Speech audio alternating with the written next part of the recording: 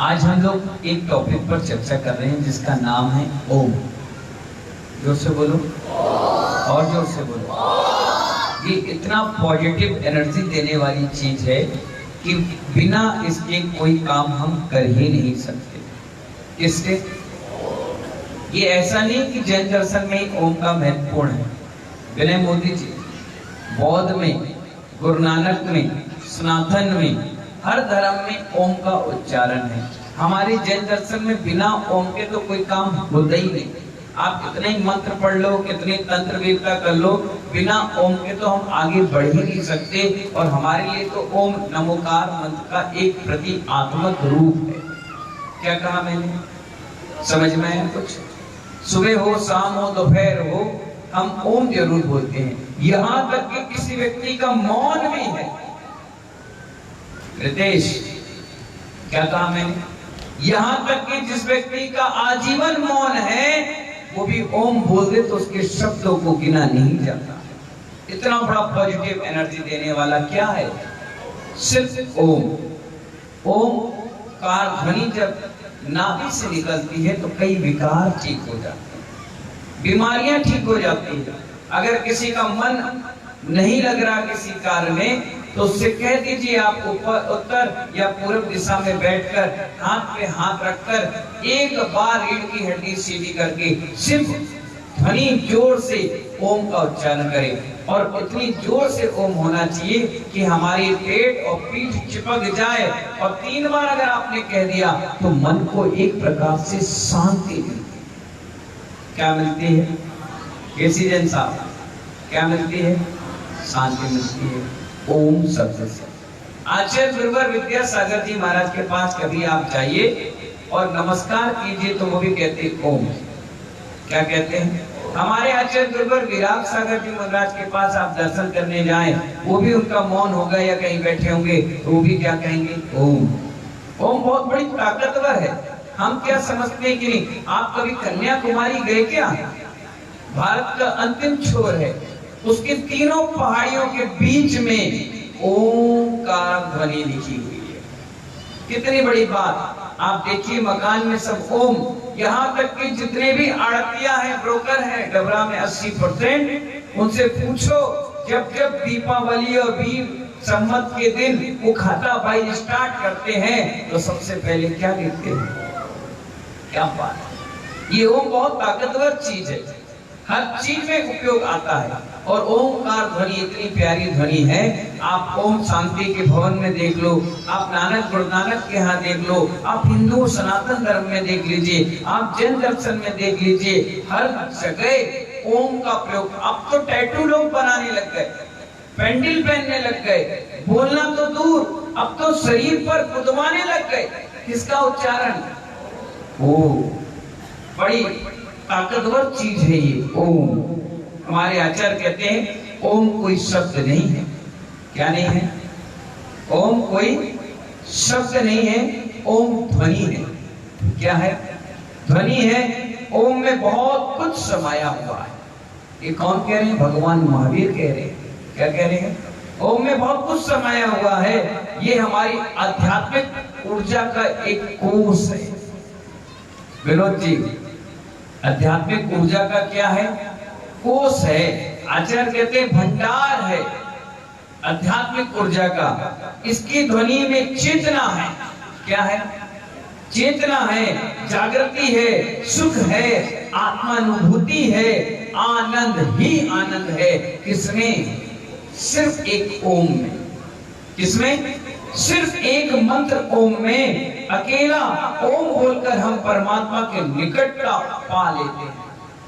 कोई व्यक्ति बोल नहीं पाता है या अंत समय चल रहा है, नमोकार मंत्र नहीं बोल सकता, अस्या उषा नहीं बोल सकता, ओम नमः सिद्धेभ्यः नहीं बोल सकता, किसी भगवान का नाम नहीं ले पाता, तो आचार्य उसके कान में कहते हैं बोलो ओम, बोलो ओम, बोलो ओम।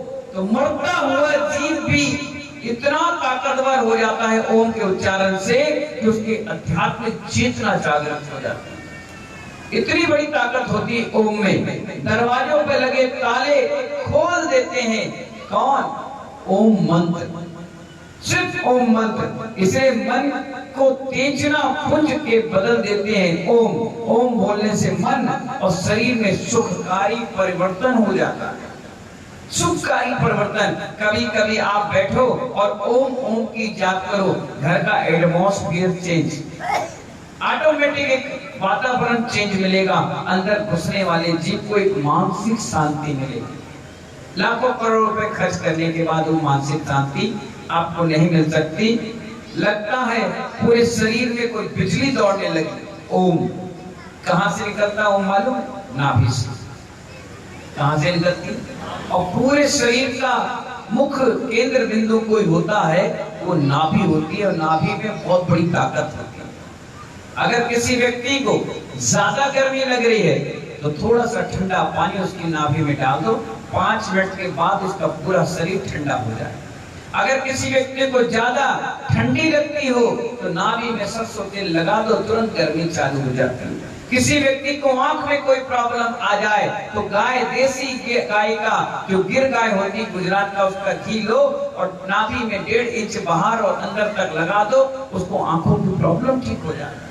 किसी व्यक्ति को पित्त की प्रॉब्लम है, शरीर में चर्म रोग है महानुभाव, तो नीम का कड़वा तेल उसकी नाभि में लगा दो तो चर्म रोग यानी सफेद दाग ठीक हो जाता है। ये नाभि का कमाल है। उस नाभि से निकलने वाली ऊर्जा को कहते हैं ओम। क्या कहते हैं? ओम। इसलिए तो आचार्य कहते हैं ओम की ध्वनि का घनीभूत रूप बताते हुए बता रहे हैं, जब ओम की ध्वनि नाभि से निकलती है तो अलौकिक सौंदर्य का निर्माण कर देती है। ये ओम तो है जो जब जब हम लोग रामजी लाल जी ध्यान कराते हैं तो सबसे पहले ओम का उच्चारण कराते हैं, जिससे हमारा मन शांत हो जाए, मन आज्ञा चक्र शांत हो जाए। उसके बाद फिर हम आगे की क्रिया आपको बढ़ाते हैं। आचार्य कहते हैं अंतर्मुखी तीर्थ यात्रा का परम सुख मिलता है तो सिर्फ ओम की ध्वनि से। किसका सुख मिलता है? अंतर यात्रा का सुख। ओम ध्वनि मंत्रों का आरंभ सिर्फ ओम से होता है। आप देख लीजिए, कोई भी मंत्र पर बोलेंगे ना, ओम ह्रीम, ओम नमो, ओम अरहंताणम, ओम ओम, हर जगह ओम का उच्चारण होता है। मंत्रों का सच्चतम रूप भी अगर कोई है, नमोकार मंत्र का छोटा रूप कोई है तो सबसे छोटा रूप ओम है। ओम बीजा मंत्रों के समान है।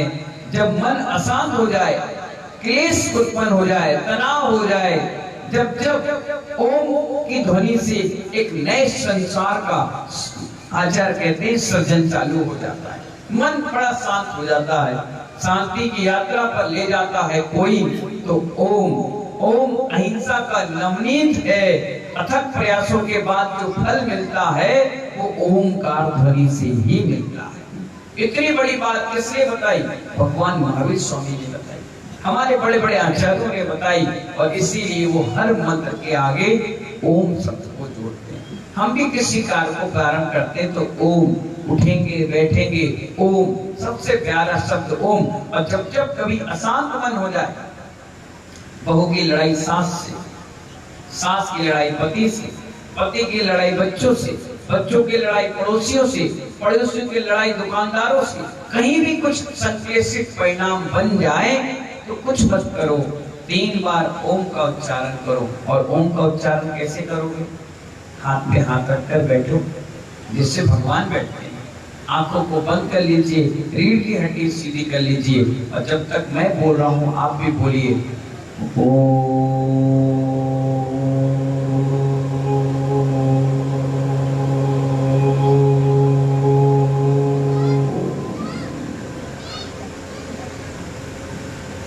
एक गहरी सांस लीजिए और छोड़िए।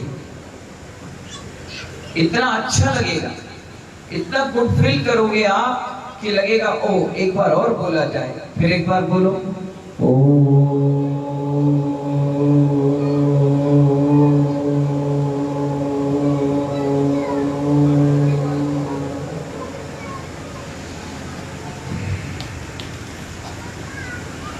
असीम शांति मिलती पूरे दिन भर में। ये शांति पैसे से नहीं खरीदी जाती। आचार्य श्री कहते हैं इसलिए ओमकार ध्वनि का चिंतन हमें हमेशा करते रहना चाहिए। किसका चिंतन करना चाहिए? ओमकार ध्वनि का। सुबह जब पेट आपका साफ हो जाए और इस ओमकार ध्वनि का उच्चारण करोगे तो दिन भर परिणाम खराब नहीं होंगे। अगर खराब भी होंगे तो मन में शांति रहेगी, अच्छी फीलिंग आएगी। आचार्य कहते हैं ओम का जाप आपको गहरे ले जाने में सक्षम है। गहराई का मतलब अध्यात्म, आगम नहीं अध्यात्म में ले जाएगा। इसलिए इससे मंत्रों को भी कहा गया है कि इससे मंत्रों की शुरुआत होती है, यानी ये विद्युत तरंगों की तरह होती है, ऊर्जा का स्तोत्र है।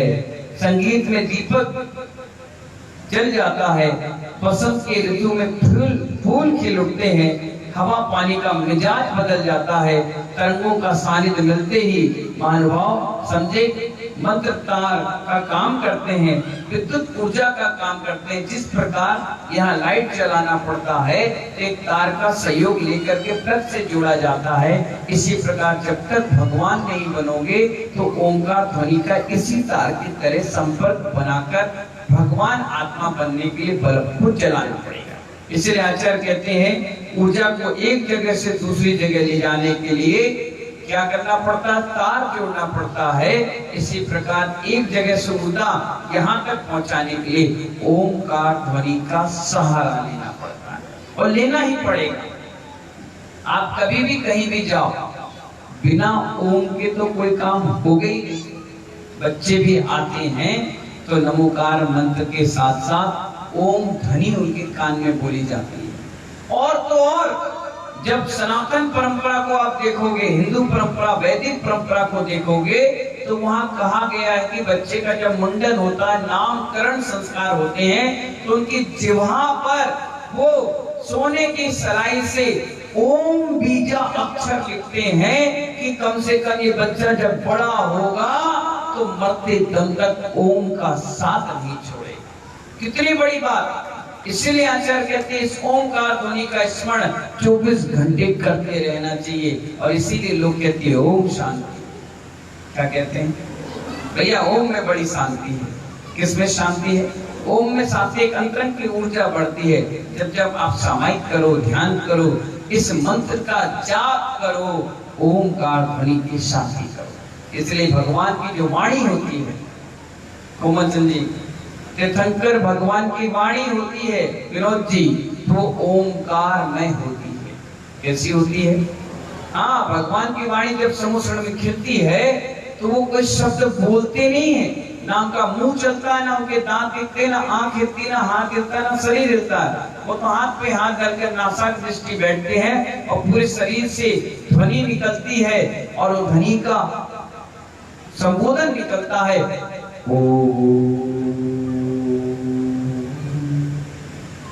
बस इतना शब्द निकला, लोग बाग जितने जो जहां बैठा है बैठ के सतर्क हो जाते हैं और सोचते भगवान की वाणी फिर गई। फिर गढ़धर भगवान उनकी पूरी वर्णनाओं को झेलकर हम तक प्रसारित करते हैं कि उन्होंने क्या कहा, और हमने जो जिज्ञासा रखी उसका समाधान वो तुरंत कर देते हैं। इसलिए आचार्य भवन कहते हैं ओम अलौकिक कहा गया है। क्या कहा गया? अलौकिक शब्द कहा गया है। सत्य की खोज में सहायक कोई है तो ओम है, ओम। और परम श्रेष्ठ शिखर तक पहुंचाने में कोई सहायक है तो ओम है। अच्छे अच्छे रहस्यमय ताले खोलने में कोई ताकतवर है तो हमारा ओम है। क्या है? बहुत छोटा एक शब्द का आचरण, एक शब्द बोलना है ओम। क्या बोलना है? कहीं किसी की लड़ाइयां भी हो जाए ना, झगड़े भी हो जाए, कुछ नहीं, ओम का उच्चारण कर लो, ऑटोमेटिक शांति का वातावरण छा जाए। आप देखिए जितने भी मंत्र पढ़ रहा हूं मैं आजकल, उसमें सबसे पहले क्या बोलता हूं? ओम बहुत प्यारा शब्द है, पवित्र शब्द है, इसकी कोई तोड़ नहीं कर सकता। आप देखिए हिंदुस्तान में जितने भी धर्म है वहां ओम का उच्चारण है। और अपने यहाँ आप जो ओम बनाते हो ऐसे बनाते हो, ये ओम संस्कृत ओम है। कौन सा ओम? Moment to learn. ये कौन सा ओम है? संस्कृत का ओम है। और जैन दर्शन का ओम प्राकृत ओम है। वो ना की तरह बनता है। अभी आपको दिखा रहे हैं 2 मिनट, पीछे रखा हुआ डिब्बे में रखा है, देखो ऊपर डब्बे में रखा है, निकाल लो, ऐसे दिखा दो। देखिए जो आप ओम लिखते हो ना, वो संस्कृत का ओम है। कौन सा ओम है? ओम में 3-4 प्रकार के, बुद्ध का अलग है, जीसस का अलग है, अपना अलग है, हिंदुओं में अलग लिखते हैं। अपने यहाँ ओम इस प्रकार से उपयोग किया जाता है। देखिए ये ओम है और इसे ही बनाना चाहिए, ये प्राकृत ओम है। पुरानी पुस्तकों में, प्रतिष्ठाचार के ग्रंथों में इस प्रकार का ओम आया है। किस प्रकार का? इस प्रकार का। इसी ओम को बनाते हैं अपन लोग, जाप करते हो ना, ये बोलते हैं यूं बन गया ओम, ये यही ओम है।